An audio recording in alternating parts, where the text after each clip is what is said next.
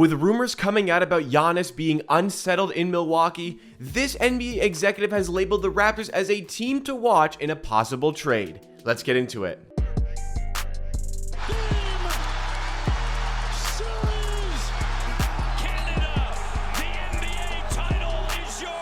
Welcome everybody to Amateur Hour Sports, the YouTube channel dedicated to Toronto Raptors content and videos just like this. Make sure you drop a like if you enjoy along the way and subscribe for more Raptors content like this all throughout the offseason, the regular season, and beyond. But today we're focusing on, once again, Giannis Antetokounmpo, because in Monday's video that we did here on the channel, we spoke a lot about the potential of Giannis coming to the Raptors in 2 years' time when the player can become a free agency. If you haven't seen, Giannis spoke to the New York Times this week and had some pretty interesting conversations and interesting comments that he made about his future in Milwaukee, mainly going through the process of talking about how he is not committing to signing that contract with Milwaukee just yet. He wants to make sure that everybody in the organization is bought in on winning a championship. And if Giannis does not feel as though the organization is bought in on winning a championship, then he will look for another organization that fits that bill. Maybe this is a bit of a call out to the Milwaukee Bucks front office.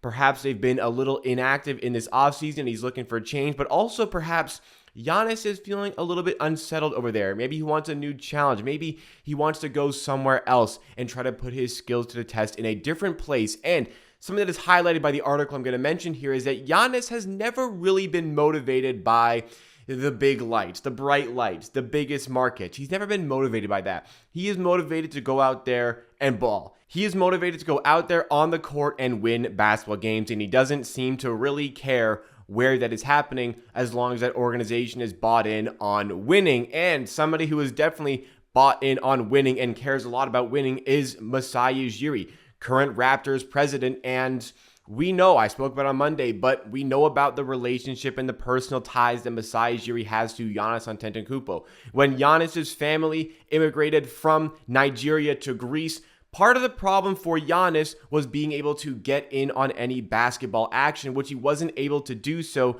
without a Greek citizenship. Masai Ujiri helped the Antetokounmpo family secure the citizenship in Greece, and in doing so, allowed Giannis to compete at international levels for the Greek national team and therefore help with his scouting, help with his journey to the NBA. And also we know that at the 2013 NBA draft, Masai Ujiri fought tooth and nail to try and trade the Raptors into the draft so that they could actually draft Giannis. But of course, that did not materialize and Giannis ended up on the Milwaukee Bucks. So the personal ties are there between Masai Ujiri and Giannis Antetokounmpo. Maybe Raptors fans can slightly overrate the personal connection sometimes. Maybe I'm doing so right now, but there is history of a relationship there, and certainly there is a possibility of a trade going down with the Raptors and the Bucks to send Giannis to the Raptors. At least that's what this NBA executive has to say, because with these unsettled comments that Giannis is making here, maybe the Bucks feel as though, the organization feels as though they're past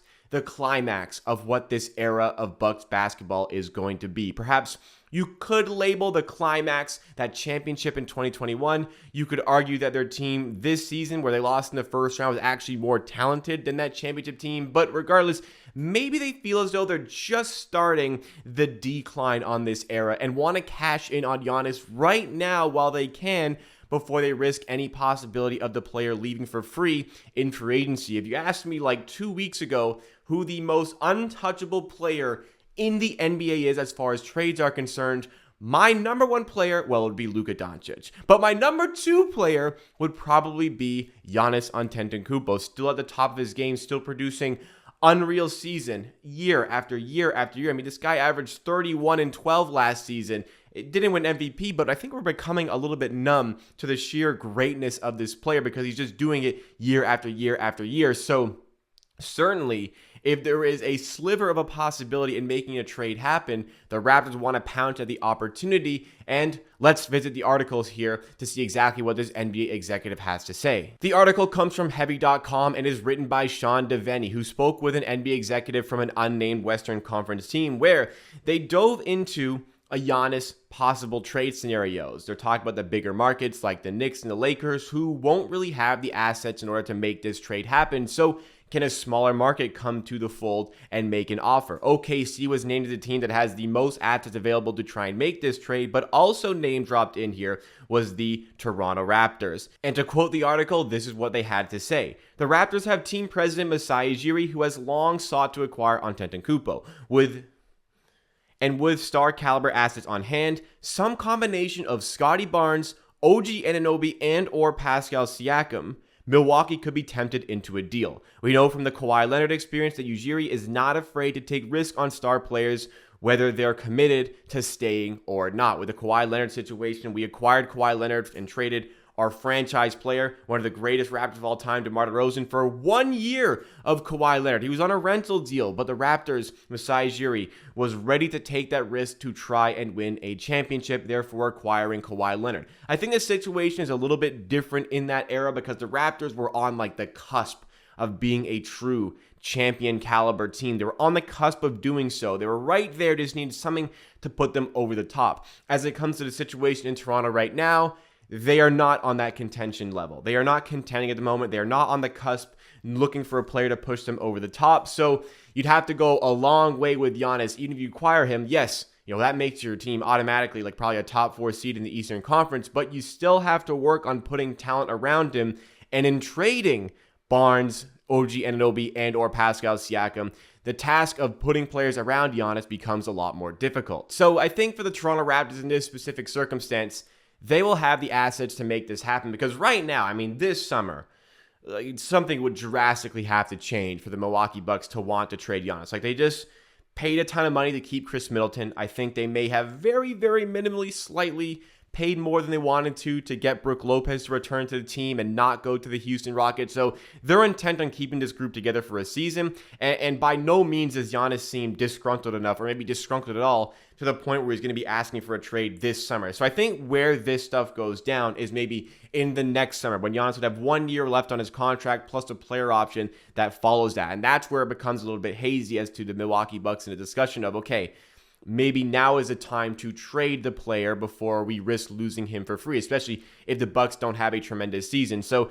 that is where I likely see this trade happening, if it happens at all, whatever low percentage chance of this happening. So what position would the Raptors be in at the time? In order to trade Siakam, they would have to find a way to get him on a contract now, sign an extension now. In order to trade OG Anunoby, the same would go for that. They'd have to work on getting him to sign an extension right now. For Scottie Barnes, he'd be extension eligible in a year's time, so they would have the possibility of trading him for sure at that point. And I'm sure the Bucks would love to have the opportunity to get him while he's still on his rookie deal so they can work on the extension with the player. But regardless, if the trade is to happen right now, if the trade is to happen in a year's time, once again, going to reiterate my stance here. Like first of all, as it comes to the assets to make this deal happen, yes, the players are great. You also have to add in a ton of draft capital to get Giannis. Right now, the Raptors don't have a 2024 pick. They can't trade their 2025 pick. They can't trade their 2026 pick, and they can't trade their 2027 pick. The 25 and 26 picks are tied into the deal with the Spurs because